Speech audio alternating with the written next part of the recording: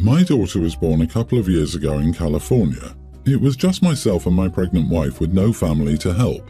When the baby was born, I asked her parents to come for the delivery and they said they couldn't come.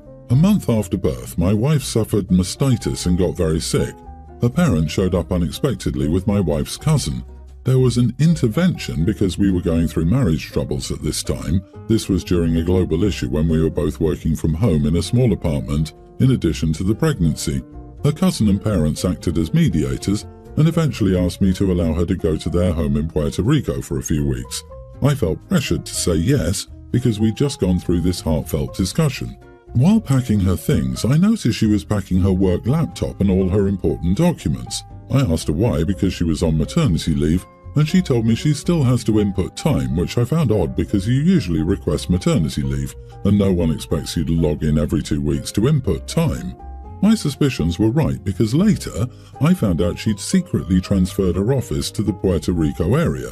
As those 2 weeks went by, she started changing her behavior and telling me she needed more time for recovery. 2 months passed, and she informed me she wasn't sure when she would return.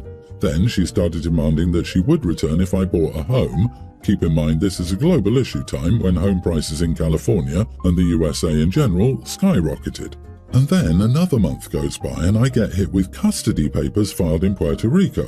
I filed for a parental abduction report with the local DA and they opened a case, but they wouldn't act on it, saying they prefer we settle in court. I tried contacting the FBI and they told me they couldn't help since it's not international, but if I got a court order with full custody, they would help serve the order. Part of the issue was because she created a jurisdiction issue by filing in Puerto Rico. Another part was because I okayed the initial visit, so they technically didn't consider it an abduction, which I still think is BS because that doesn't mean she can permanently move, otherwise everyone would use this to leave with children. I was able to hire a lawyer in Puerto Rico who specifically dealt with parental abduction cases. He was able to dismiss this case easily. I ended up filing for custody in California and one jurisdiction. Anyway, we went through mediation, which took a year. They eventually told me a few things. My daughter has established life in Puerto Rico. I'm a stranger to my daughter. She's too young to be taken away from her mom, and it's not in the best interest of the child to be returned to California at this time. So they allowed her to move to Puerto Rico with my daughter. But the mediator required my ex to travel monthly to California for a week so I get my visitation time. If you consider the travel together, getting ready, leaving early for the airport, flight, layover, arriving, any delays, it's about 16 to 20 hours of travel each way. She has to buy tickets for herself and my daughter. She currently drops off our daughter and flies back the following day, so she doesn't have to spend money on hotels because she has to go to work. So it's quite a burden on her, and unfortunately on my daughter too. Now some friends and family tell me she deserves it, and my daughter doesn't care as long as she has a place to sit or sleep, while others tell me it's brutal for both and I should do what's best for my daughter. Then some people are further split on the fence by telling me that I should give up my daughter, not an option, or that I should move to Puerto Rico. That's unfair because it's a different culture and environment, and I'd have to take a significant pay cut in addition to many more things. Ex's dad texts me, telling me I'm not a real man. He's the stereotypical macho manly man, but it's a fake persona. Ex told me she couldn't keep this up and might give up the baby. She keeps asking me to allow her a more manageable schedule and says she can come every 3 months. I told her 1 week every 3 months equals 4 weeks a year. You can't seriously expect me to cut my visitation from 25% to about 7%. I told her she could transfer back to California or get any job easily. If she returns to California with the same job, her salary will be about $90,000 a year, so it's not like she's struggling. So, am I the idiot for digging my feet in and refusing to give my ex-wife, who stole my daughter, a better custody agreement? She's the one who deserted you and took the child. Her having to work at complying with the custody agreement is not your problem. You can only develop a relationship with your daughter by seeing her often. If your ex is tired of it, she can move back. All this crap is on her. You are not the idiot. Don't back down. I would bet good money there's another man in Puerto Rico. Exactly. She's the one who abducted your daughter by taking her to PR with no intention to return. If you let her cut back, it gives more ammunition for her to file for custody. Tell her you expect her to follow the visitation order and document everything she says and every message from her parents. Your friends who say you should give up your daughter are not friends. Good luck, OP. You're a good and loving dad. It sounds like the ex-wife had zero support system in California outside of her husband and a small apartment with a new baby. What was the reason for her leaving? Was OP being abusive, physically, mentally, or emotionally? Marriage troubles is pretty vague. You are the idiot because it's clear that you've sanitized your version of events. However, if your daughter is that important to you, then your actions need to show it, not a bunch of words about how you're trying to punish the ex through the custody process. Additionally, all of this will leave memories for your daughter, and if she sees her mum as stressed, she will eventually state she doesn't want to see you. I have 4 daughters, 2 tweens, a near adult and a 20-year-old. We're planning on going for a 7-day Caribbean cruise in late February, spring break. We planned to fly into Miami a day before the cruise to be safe. We wanted a hotel near the port, and those were pretty expensive. Ultimately, we booked a room that cost $400 per night for my husband and me. We could book 3 rooms for all our kids costing $1,200. I felt this was expensive, but it's okay. My husband disagrees and thinks we should book a 4-person room with queen beds for $500. This way we would save around $300. However, this means my daughters would have to share 2 queen beds, meaning all had to share a bed. My younger daughters hated the idea and begged us not to share a bed, while my older 2 didn't really care since, according to them, it's just one night. But my youngest daughters didn't even want to share a room, which they would on the cruise ship, and hated the idea of sharing with 4 people. On the cruise, we booked 3 rooms, so the oldest 2 would occupy one cabin and the youngest 2 would occupy another cabin. My younger daughters wanted their own rooms, but my husband said no. I think it's unfair to make our daughters share a bed as it'll make them uncomfortable. My husband says it's okay because it's just one night. He said that since he's paying for the cruise, he's the one who makes the decisions. He told me to pay the $300 if I wanted my daughters to not share a bed. My husband doesn't seem to care about our daughter's privacy. Am I the idiot? You are the idiot. This is ridiculous. They are sisters, and they can share a bed for one night. How are you okay with spending more money just for one night? It sounds like you're not even okay with them having to share a cabin on board the cruise, and that is just crazy. They're kids, and they'll spend most of their vacation time outside of the rooms. I agree with your husband that the extra room for the first night is completely unnecessary. Right? I'd sleep on the floor to go on a cruise. Now we know how obnoxious, entitled people are created. Lady, it's just one night. They need to learn how to navigate life better than making ridiculous demands. You need to stop encouraging this nonsense. LOL at the entitled BS. Is this the first time your family has ever travelled together? Are the tweens usually in charge of booking accommodations for family vacations? It sounds like your husband made a reasonable compromise. If your priority is your daughters having separate rooms for privacy, then fork over the money. Otherwise, they get what he's paying for. We have 4 kids. I can't imagine ever having this conversation with our kids without laughing. My gosh.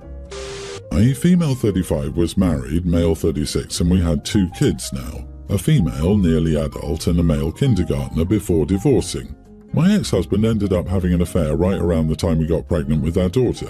So he has 2 daughters, nearly adults. We'll call my daughter Katie and our affair baby Sally. I found out about Sally when both girls were 14. Sally's mom had lost her job and could no longer make ends meet. She asked her ex for money, he refused. She told him she would take him for child support. The DNA came back as he was her dad. A year later, I served him divorce papers.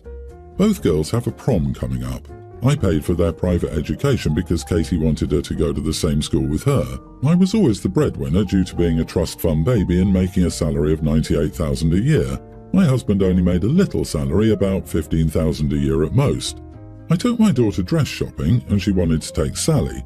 I protested this idea because we were going to a high-end shop and I knew Sally couldn't afford a dress from there. She kept insisting and my ex told me to let her go. I gave in. I felt bad because I could tell Sally wanted one.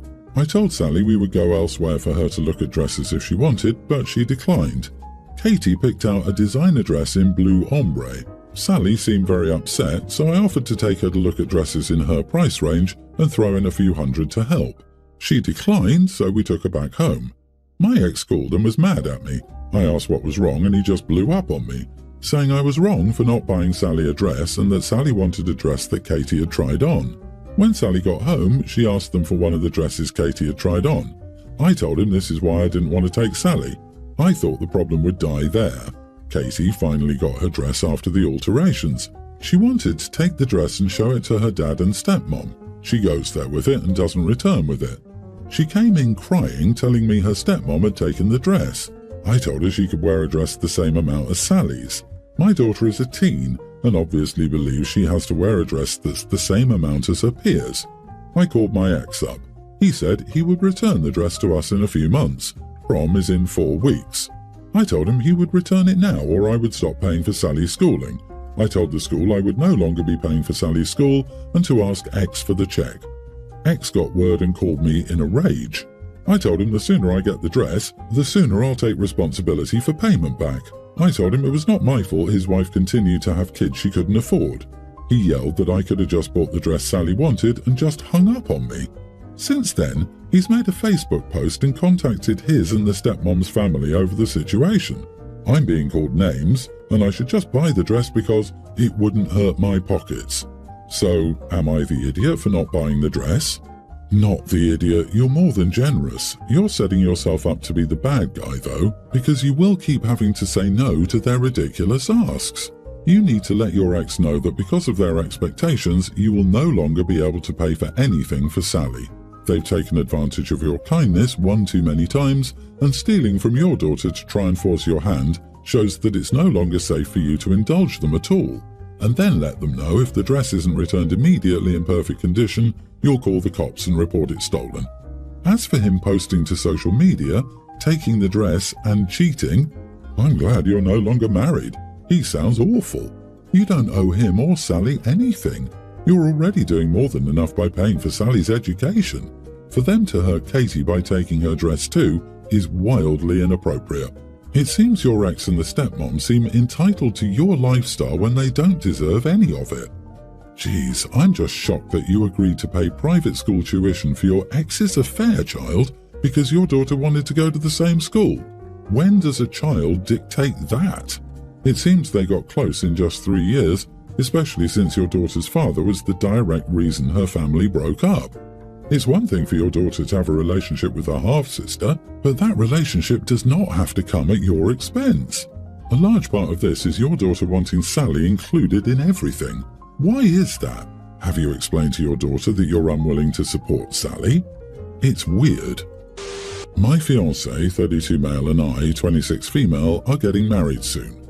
We've had everything booked and ready to go for almost 2 years because we got engaged during the global issue. Coincidentally, we found out his brother's wife, sister-in-law, 36, was pregnant 6 months ago, and the due date was the same weekend as our wedding. When they told us, we all had to be okay with them and my mother-in-law maybe not coming because there was nothing we could do to move our date either. The thing is, sister-in-law lost it 4 months ago and it's been incredibly difficult for her. She had been trying for a while and finally got pregnant with this baby. While we were all devastated for her, the rest of the family has moved on and sister-in-law has been extremely spiteful. At first, she demanded my fiancé and I included her baby at my wedding. We were going to save seats for family members who had passed with their pictures during the ceremony, and sister-in-law wanted us to print out photos of her sonogram scans and do the same. I politely declined this idea because, in all honesty, I think it's so morbid and just sad. When I said no to this, she said she wouldn't be coming to the wedding anymore because this should not be a day of celebration but rather mourning for her unborn child. She's now planning a memorial and telling family and friends to attend that instead of my wedding day on the same day in honor of her due date. It's become this huge issue in the family of people feeling guilt-tripped into sister-in-law's memorial, and she told me if I wanted my own day, I have 364 others to choose from. My fiancé had some not very nice words for her afterward, and now she's acting like we're happy about her child dying. Am I the idiot? Definitely not the idiot. Weddings take forever to plan, and getting everything booked is hard. Changing reservations can cost a lot as well. It's unfair to expect you to change it. As much as this is terrible for your sister-in-law, this is a day for you and your fiancé. not a memorial service for her child. Setting up a competing event on the same day because you don't want to turn it into one is wild. Someone in her family needs to talk to her because she's misdirecting her rage and frustration at you. This is wild behavior. I hope things turn around for you here. Your family should be going to your wedding if they have any sense. Could you maybe scrap the save seats idea and put out a table with photos instead? That way you could have a sonogram photo tucked in the corner or something. I don't know, but I feel like you may have to attend the crazy a little bit to ensure the wedding has family guests. If I saw a sonogram picture on my memory table, I'd assume it was the bride's. Entertaining the crazy is a bad idea with people who, if you offer an inch, they'll take a mile. The sister-in-law is already showing signs of being the type by demanding OP either change her wedding date or turn it into a memorial with no regard for a wedding, not about her, and confusion for all the guests unaware of the sister-in-law's loss. Weddings are stressful enough. I'm so sorry the focus is being taken from you and your soon-to-be husband.